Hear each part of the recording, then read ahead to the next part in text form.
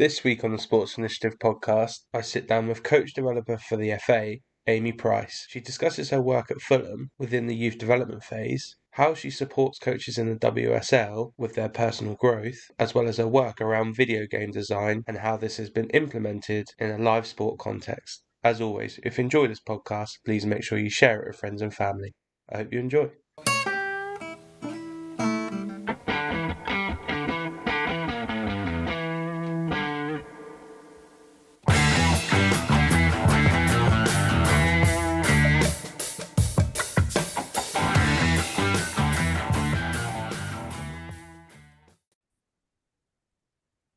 So, Amy, really appreciate you jumping on. Apologies that I was late. Obviously, we caught up a little bit off air there, but how are things your end? All okay?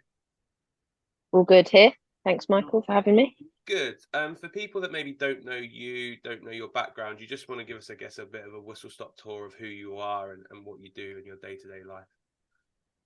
So currently full-time at the FA as a coach developer, working in a senior women's professional game, supporting the coaches.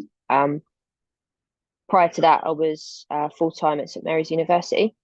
So I was programme director for the PE and sports coaching degree programme. Spent about 6 or 7 years at St Mary's. It's kind of like my home. Studied there as well. But then coaching-wise, I've been at Fulham. Fulham was like my first club. Working in the Girls Centre of Excellence a while back, and had a break, went back into the boys pre-academy, had a break, and then went back into the boys YDP, which I'm still doing now. And then obviously like various coaching roles in and amongst those jobs over the years, just trying to get as much exposure as possible to different groups of players, really. Yeah, it's the same as everyone's journey. You end up doing all jobs under the sun, etc. Exactly. In terms of you at the moment, then, how do you manage that work? I guess of being on the grass and actually doing a little bit with players and doing that, and then obviously your coach development type hat on. How do you manage those two schedules? And how are you able to cross contaminate in terms of ideas that you see or take that you can then use within sessions? Yeah, I mean, I was really lucky when I went back into Fulham in the YDP. The head of coaching at the time used to do a job similar to mine at the FA, Ben Bartlett. So he kind of understood the demands of the job in terms of travelling and stuff. So the agreement was I wouldn't have to be there at every single session and everything like that. So I'm really lucky that I can work my diary around the coaching opportunities. And yeah, like it's strange because when I'm at Fulham, I'm a coach, part of a coaching team, and I sort of take my coach development hat off, but not completely because you can't. Um, so it's just first and foremost, you're supporting the players. You're there as a coach supporting the players, and I think just the environment at Fulham anyway allows for like a lot of informal coach development conversations to happen anyway, just because of the way it is at Fulham. I'd say there's a real strong environment for like individuality, uniqueness, like everybody's valued for the skill set they bring. I would say that coaches are really open-minded at Fulham, so that supports just like conversations with each other about why are we doing it like this, and are there any other ways we could do it and why. So it's quite easy, really. Like I suppose if I went into another environment, it would be hard to like to do coaching and coach development. But yeah, Fulham, it's just I love it. I'm not gonna lie. I actually absolutely love it at Fulham. Always have done, but the environment was just exceptional. Like, Yeah, no, I can see by the way you're talking there. Obviously, there's a yeah, real excitement around that space. I think something that picked up on, which was really interesting, you mentioned around the uniqueness of being able to have that uniqueness. How does the club manage that alongside having, I guess, some core philosophies or core strategies that they want to achieve? So, how, I guess, from your perspective, being in the coaching side, but also understanding what the coach development side looks like, do they manage individuals' uniqueness, unique ways of working, while still sticking to, this is who we are as an identity of Fulham Football Club? I would say like the identity is the idea of individuals reaching their potential and embracing. skill sets of individuals, whether that's coaches or players. That is the identity. That makes sense. So how myself as an assistant coach in the under 14 age group, how we might operate as a coaching team. So there's a head coach, another assistant, me as another assistant, and then there's like a head coach overseeing the 13s and 14s. So like, and there's obviously all the other MDT members of staff. So like how things might happen in that age group might be quite different to how, say, 13s or 15s operate, whether that be on the pitch in terms of how they play, whether that be what they choose to coach, how they choose to coach it. Like it's just centered around these are the players in front of us. How do we best support them to reach their potential? And therefore, as a coach, you have to be quite flexible and quite able to have the rationale behind why you're doing what you're doing, because it's not like you follow a curriculum, for example, or there's no like nothing really prescribed to say you have to do it like this. So therefore you have some really good coaching conversations about why are we going to do this and who's this benefiting. I think that's really interesting, just around the idea of probably challenging you as a practitioner as well, because if you've had a group, for example, that might have had heavy command style the year before and been really well drilled, and then they come to you and you're like, listen, that isn't us as a coaching group. We are not command at all. We're the other end of the spectrum. It's like, actually, how do we figure out and analyze what the players' needs and wants are, and then how can we facilitate and change our coaching to what we need and want, and kind of come up with a program that's specific for them. So I'd imagine actually as a practitioner, it's quite refreshing to be able to have that flexibility to go, I'm going to work on all different aspects of my coaching because I need to, because this is what the group is presenting at the start of the season. Yeah, I suppose it's probably something I've definitely learned. This is only my second season with the 14, so something I learned and I'm still learning about is the importance of understanding the background of that group and understanding what they might be going into. I suppose then you get that what's it called, zoomed out opportunity to see what their pathway might look like, because like in the moment, like the coaching team in the under 14s might make certain decisions around whether it's something around the practices, like the way we play, how we communicate. But I suppose just knowing more about what they've been exposed to so far can really shape how we might communicate with them. And in terms of strategy, like gaining that insight, have you got any particular strategies of how you do that? Well, something I think is really good at Fulham is every week there's a meeting, an MDT meeting to plan, what we're going to do for the rest of the week. And sounds like really standard, and probably lots of clubs and lots of teams do that, right? But it's the nature of the meeting in terms of sometimes it might just be quite logistical. Like you might have the under 13s coaches on there, or the head coach of the 13s and the 14s. Sometimes you might have the 15s coach on there as well. It's just logistical around like, there's 2 games this week, this player's playing up, this player, blah, blah, blah, blah, blah. But like from a coaching point of view, sometimes those conversations are really in depth around individual players.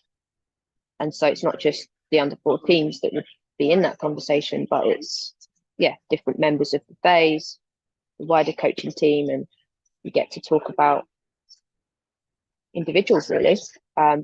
There's no like it has to be this person on this date. Like it's just really responsive to like what's actually happening in that context, in that period of time, in that week, to shape that, and that just drives and shapes like our discussions. And it's all about like how can we best support this individual, and that's probably a strategy in terms of a bigger picture, sort of getting a little bit more of a bigger picture perspective on the individuals, and then how that can inform our coaching practice.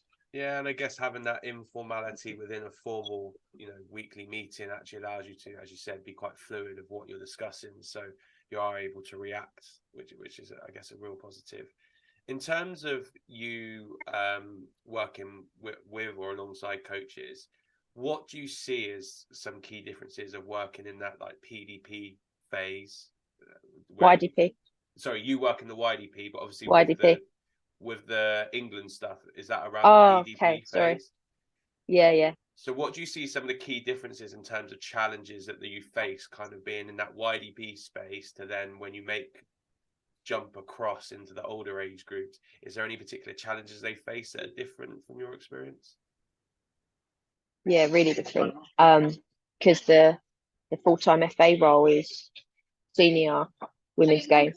So we're talking like WSL, like first team coaches, managers, again, championship coaches, managers, and from the 21s as well. So we work with the under 21 staff as well.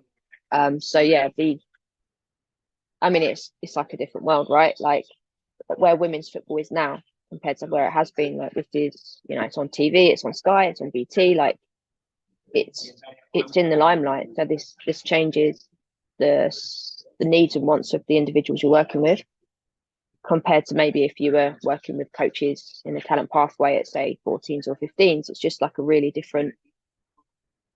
It's just really different. Like the challenges are different that they face. You know,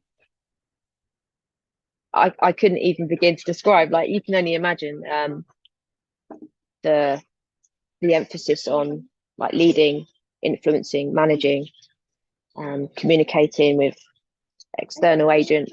Thank you. Communicating with external like stakeholders, like yeah, all of this stuff that the coaches nowadays in the women's game at the highest level are doing. So my role in that obviously is not to preach anything, not to claim that I have any answers because I've never done that job in my life. So I don't know what it's like to manage at that level at all. Um, or even coach at that level. So my job is very much to be as curious, open-minded as possible, as supportive as possible, someone who's able when required, when asked to like give an independent perspective on what I notice or what I see or how I see the situation, ask really good questions, try to listen, try to pick up on stuff, like be a sounding board, like that it's actually quite advantageous that I haven't done that job before. And because it allows me, I think, to do coach development better in that space because I'm not coming in with really strong opinions or A experiences, bias. I'm not. I'm just this person that's really interested and hopefully, like ask some meaningful questions and get the coach thinking and helps them to feel supported. And I listen, don't go into specific examples here, but how much of a challenge does it present for them kind of having philosophy and ideals of how they want to play, how they want the environment to be, what they want to do long term, compared to the performance reality, which is if I don't win any of my next 10 games, I'm going to be potentially be out of a job, or my star striker's gone down and now all of a sudden that has put a whole different challenge in. What does that actually look like from that space? A good question. I believe that again, I haven't done it, so I'm not speaking from experience. I'm thinking about it from a logical point of view. So I guess when you're appointed at that level, you have in your own head a vision of how you would love to play football. Like it's your ideal in your head of how you want to play football, and that's probably been shaped by your previous experiences, your exposure to the game. And then it's just a case of, okay, here's my ideal version of football. This is the players I've got currently. How do we work a little bit of be a little bit more pragmatic or appreciative of what is like realistically possible in the shorter to medium to longer term. So I think the coaches in the Super League, well, it's a real difference in the Super League, because you could have like a Chelsea, who are, everyone knows how amazing Chelsea are in terms of the depth of their squad, the unbelievable talent that they have, the money that they might have, compared to maybe a team who's just been promoted within the Super League, who might not have as much backing. So the difference, it's like a league within a league. You know, like, it is really different in the Super League in terms of top and bottom. So I think there's trends that are coming out of the game. Like, yeah, we're probably seeing more possession-based styles of play in the Super League now more than ever, which is great. But also added to that, which is even better, we're probably seeing more flexibility in teams. You know, teams that are able to play direct, getting behind in one or two passes, versus those teams that like to build up really patiently, which is great, which is brilliant, because it's making it more difficult for opponents to respond to the game problems, which is great. I think the coaches are really really invested in individual player development, even though they are managing a team to win games, which is great. So I think there's an emphasis on how do we actually improve the technical, tactical, psychological, physical capabilities of these individuals, because we haven't got, probably a little bit, you know, different to the Premier League. There isn't like loads and loads of money that every team can just go out and buy their perfect players. Like, at the moment, there's maybe some elements of that, but generally speaking, like, coaches must invest in player development even at the highest level. And I think that's a real strength of the women's game. And I think that is good for the managers in a way, because it really probably helps them to make some informed decisions on their playing style, and some like informed decisions on what are my players capable of, what are they not, what could they be capable of, what probably will they never be capable of. So yeah, it's a real strength of the game in terms of investing in individuals, I would say. Yeah, I think that's a really interesting point you made there, in terms of, it seems like, because it's such a growth period at the moment as well, it actually allows you to sculpture what you want environments to look like. And whereas you know, you mentioned Premier League is very much, you've got like 18 months. If a player hasn't done it in 18 months, they're probably looking to ship them out. You know, the environment that could now be created within the WSL is actually, we're looking to zig when other teams zag. So we want a performance level, but we also realize this might be a longer term project to get some individual development from this player, because we think longer term they fit in perfectly with what we want to do as a culture, as a group, as a team. And you know, if you can start embedding that into a variety of clubs, all of a sudden that becomes how the women's game operates, etc. So I think that's a really interesting space. Obviously, one thing that you've been known for, if you like, is your work around I'm going to put gamification / video game design, which I think are very two different things. Could you explain to us initially how you got into that space and what the difference is between the two areas, two things are? Yeah, so I'm not sure about the whether I like the fact I'm known for this or not, but definitely didn't happen on purpose. So it was a master's study from way back in 2014. Back then, I was probably a very naive coach, and I used to believe that games-based practice was the best way. It was, you know, the way that you would coach all players all the time. That was what I believe. I'm very embarrassed to say that, because it's definitely not the case. But as a result of that belief, I committed to a master's dissertation on games-based practice. And it was that simple, it was that straightforward, that I just went onto Google and put in, what is a game? Because I just wanted to know what Google thought a game was. And yeah, obviously didn't anticipate that all of the results that came up were not sports-based. It was like video game stuff. I was like, oh yeah, I didn't think about that. And then stumbled across somebody called James Paul G, who's an American professor in in some stuff that is way complicated. I can't even explain what it is, but he's basically written a lot of books on like education and video games, and how actually video games are extremely well designed in terms of developing people's ability to learn and their performance as well. And I was like, wow, I'd never thought of video games as that before. I kind of probably just thought of them as like entertainment. Like I used to play a lot of video games. I loved playing them, but I never really analysed how they were designed and realised it from a point of view of learning. So yeah, like read loads of his books and then ended up doing my dissertation on how do I bring that to life. So he's saying that video games have all of these different principles embedded within their design which help learning. He's not a practitioner, so it's very abstract. And I'm thinking, okay, I get it, but then how does that look on a football pitch?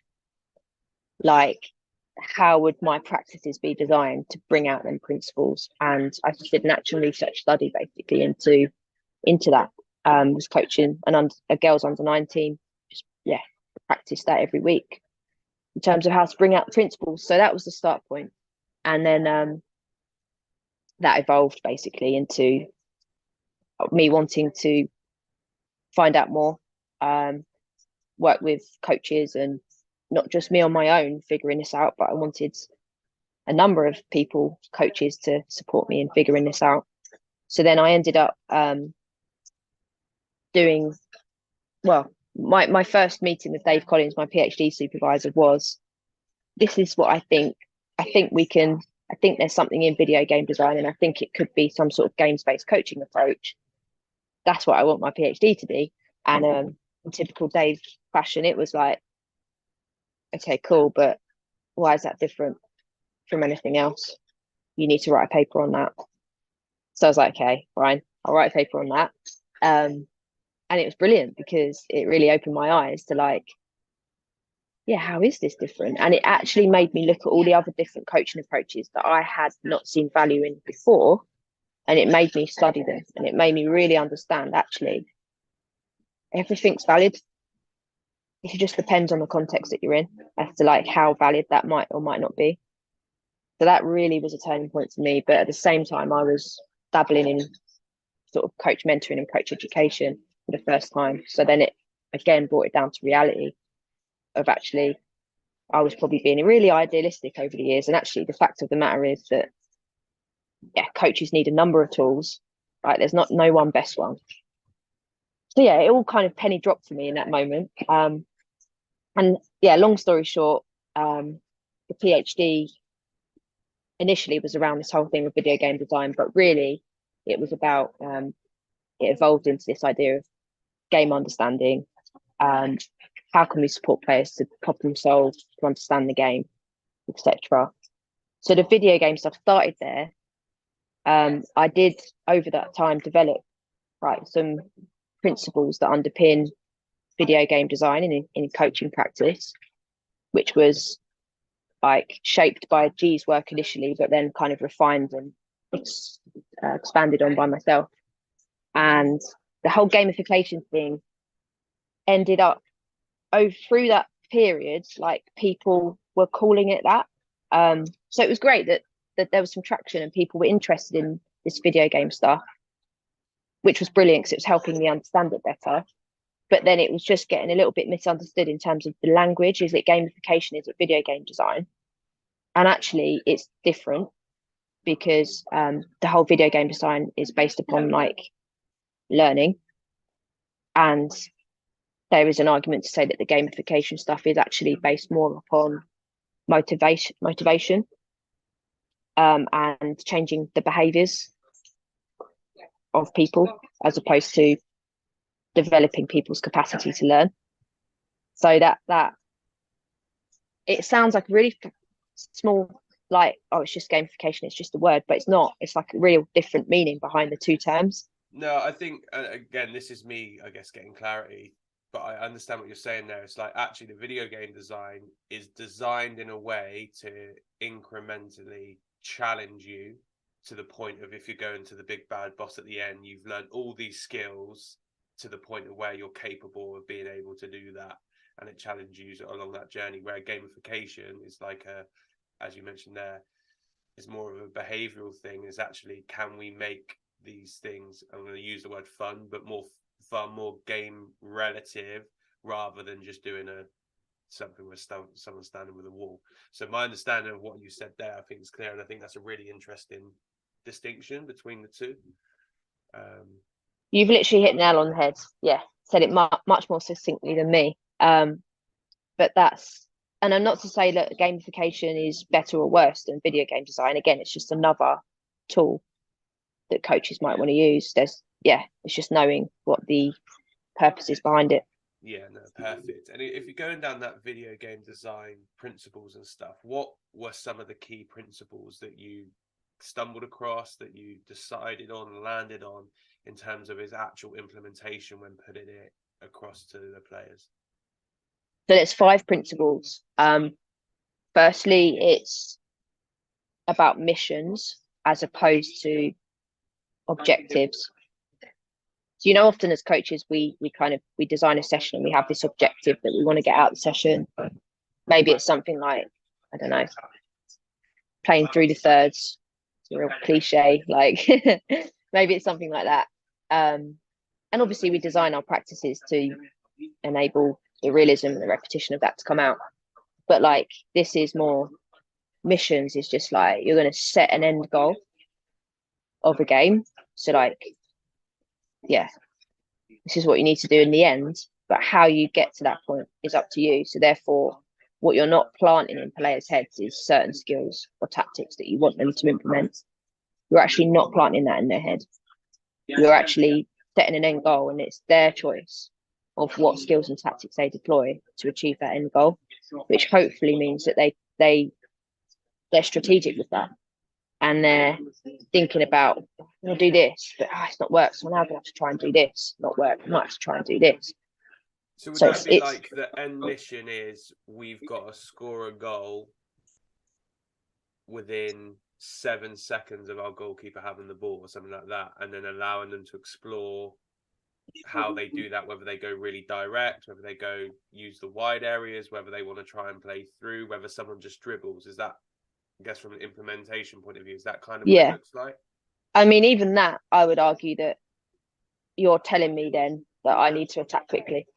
Okay. Like, even that's telling me that you're wanting me to attack quickly. So I would say in its most simple form is like, try and win the game. That's the mission. Win as many games as you can in the next 60 minutes. You might have like a little tournament or something like. I know it sounds so simple, but like, that's what video games are about. They're about achieving win states. When you turn on the game, how to, like, what it's asking of you. It's asking you to basically beat the opponent, beat the computer, win the game. And I think if you were to put that into this terms, like, it's okay for practices, even for young children, to be like, the goal of this practice, the end mission is to, like, for your team to win this game. Like, because it's about how. It's about then putting it in the children's hands or the players' hands of like, how will we do that? And that sounds overly simplistic. Obviously, I've designed various games where it's not just win the game, but for the purpose of the podcast, it might be a little bit tricky to put that across on here. But yeah, no, that makes sense. And I think that, again, what you then do with your session design is probably, off the back of that. So yeah, I'm conscious I cut you off there. You mentioned that being one of the overriding principles. What were the other ones that you found? Yeah, so the other one was around pausing. So like, obviously you play a computer game, you're basically dictating like when you pause the game, what support or challenge you might want to receive from the game or from others, from peers. So like, this is again putting that into the context of coaching. Like, it's always the coach, isn't it, that blows the whistle, stops there, pulls a kid out, has a chat, like asks a question. It's always coming from the coach, but actually in this, it's about the coach's role is to observe and actually have a look at how are these kids looking to achieve their mission, like what kind of things are actually happening in the game. I say kids, but I mean players, could be adults. And then they pause when they want to check like a further challenge, or if they want some support, they pause. So I have like a 4 C's framework. So like, yeah, pause, and you can choose from like a cheat, a challenge, a clue, or a change. You don't have to use all of them, but like that basically means, yeah, we're going to pause it. We're finding this too easy. We want us to challenge you further. We want you to challenge us further. And so you might do so. Or it could be like a clue. Like, yeah, we're kind of finding this a bit frustrating now. Like, and we just need you to tell us something that's going to help. So then I might pause it, coach, give me a clue. And that's just a coaching opportunity for us. Like, yeah, a demonstration, a question, a command, like whatever it might be. But they're asking for it. It's so much more meaningful, isn't it, than like us deciding that they need it or want it. And I guess what they want as well. So actually, yeah, it's not us deciphering what we think they need or want. It's them saying, this is actually what I want at this moment in time. And again, you can work on it longer term of going, well, you keep going for the cheat. Maybe that's not going to be something that's going to benefit you. How could you do it in a different way? And you can start then contextualizing it. But actually, it's allowing them to go, this is what at this moment in time I feel like I want to get more success out of this scenario. And all of this is underpinned like from a theory point of view of metacognition, which was the essence of the PhD, and it's the underpinning of video game design. So like what you're saying there, it's that awareness of, yeah, like we're not making progress right now in this game. What do I need to make more progress? What do we need to make more progress? And after that's implemented, has it worked? Like, so it's like getting them to really think about how they tackle problems and what thought process or strategies they use to tackle problems. And that's the whole point of it. Yeah. Perfect. I'm conscious of time. I think everyone now is going to go and Google metacognition and hopefully go and find a load of articles that will help them on that. But last question for me, which is, if I were to ask the people you work with or alongside or coach to describe you in 3 words, how would you hope they would describe you? That's a really hard question. Committed, curious, and I don't know. I'd have to think about the first word. That third word, sorry. No, that's all good. As you said, I like that one at the end because it gives you a thing of actually how would I want to be perceived by the people I'm working alongside. But listen, Amy, I'm conscious of time. Really appreciate it. Hopefully it's something we can do again soon. But yeah, really appreciate your time and catch you again later. No worries. Thank you.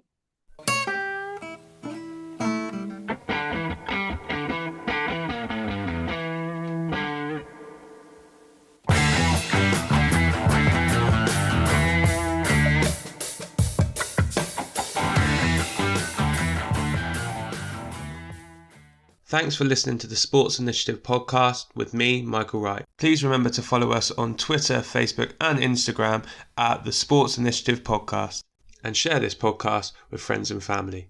I'll see you next week.